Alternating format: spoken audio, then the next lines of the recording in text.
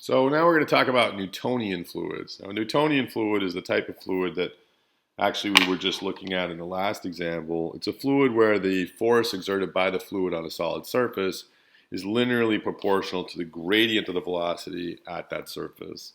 So formally, a fluid that exerts a force on a solid surface that is linearly proportional to the gradient of velocity normal to the surface is called Newtonian. So that's a Newtonian fluid. And here's a formal mathematical definition of that. Tau here, tau sub xy is the shear stress. You're familiar with shear stress from mechanics of materials.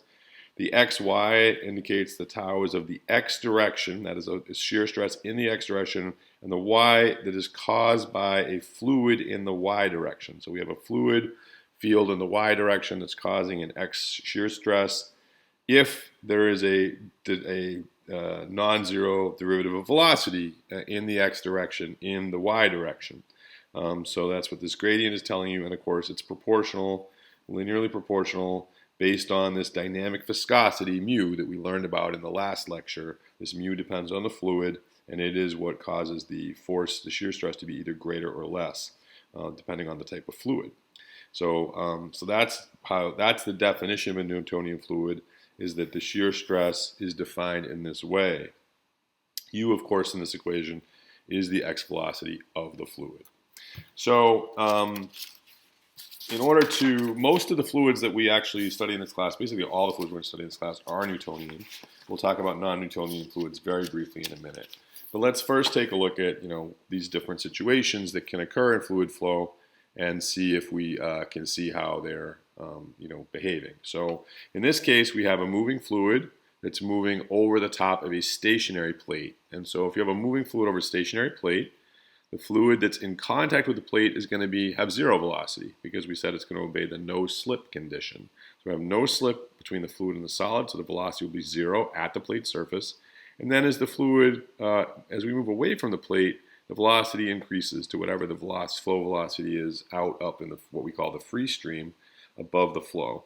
And so the velocity gradient, du dy, is clearly going to be positive in this case, because u is zero at zero, and then it goes higher and higher as y increases. So that's going to give us a positive shear stress. We're going to have a Txy that is greater than zero because we have a positive gradient. The viscosity is always positive as well. So we're going to have, the fluid is going to be kind of pushing the plate to the right in the positive x direction. If we want to hold that plate steady, we would have to exert force on the plate, pushing in the negative x direction to counteract that force.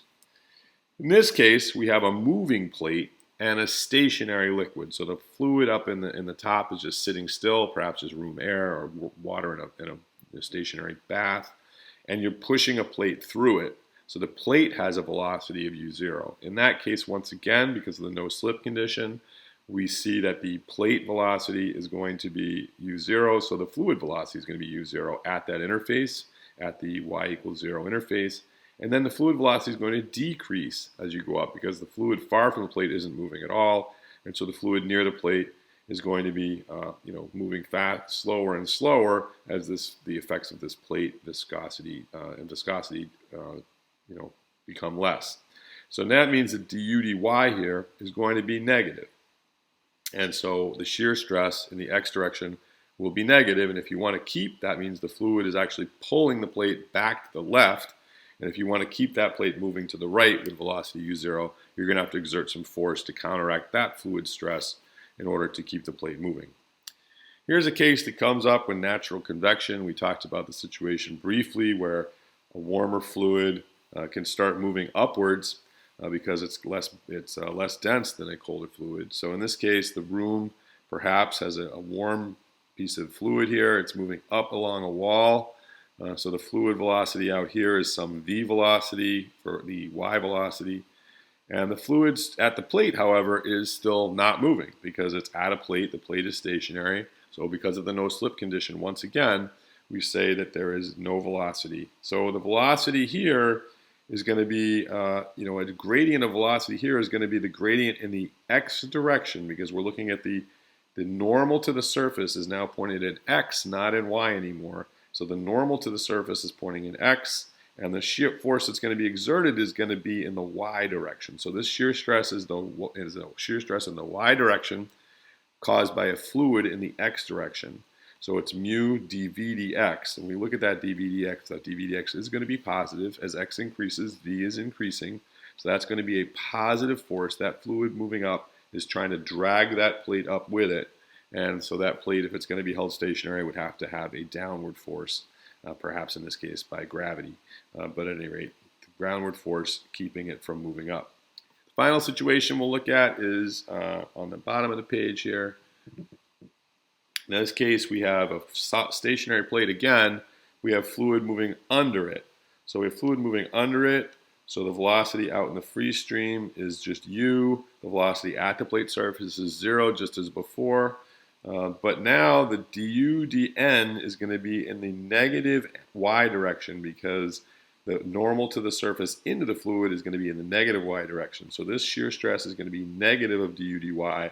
So we're going to see, although du dy is negative because we're moving in the downward y direction here. U is increasing, but y is decreasing as u increases. So that's going to be negative, but there's a negative sign out in front. So the tau xy is going to be positive again. That is, this flow moving under the plate is also going to pull the plate to the right. And if we want to keep that plate stationary, we'll need to exert a negative F force in the x direction in order to keep it still. So those are a few examples of how different shear stresses would act on different situations to cause the plate to move. Now let's talk very briefly about non-Newtonian fluids.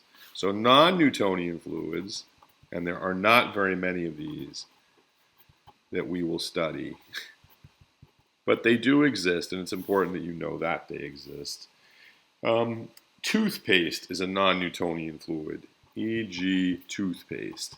So toothpaste, as you know, it does not flow if you first if there's no, it can just not flow even though there's some stress on it. So the definition of a Newtonian fluid would be tau xy equals mu du dy, then it would be Newtonian. But what we're saying is that for toothpaste, sometimes there can be a little bit of stress on toothpaste and it still won't flow. So that would mean du dy would be non-zero, but the shear stress, the force exerted would be, not du dy would be 0 because there'd be no velocity, but the shear stress would be non-zero. So that's not an example of Newtonian flow. You'd have a non-zero shear stress, but you'd still have a 0 velocity gradient. At some point, the shear stress is large enough the toothpaste will start to flow and it will act more like a fluid, but that is not what happens in the small stress regime.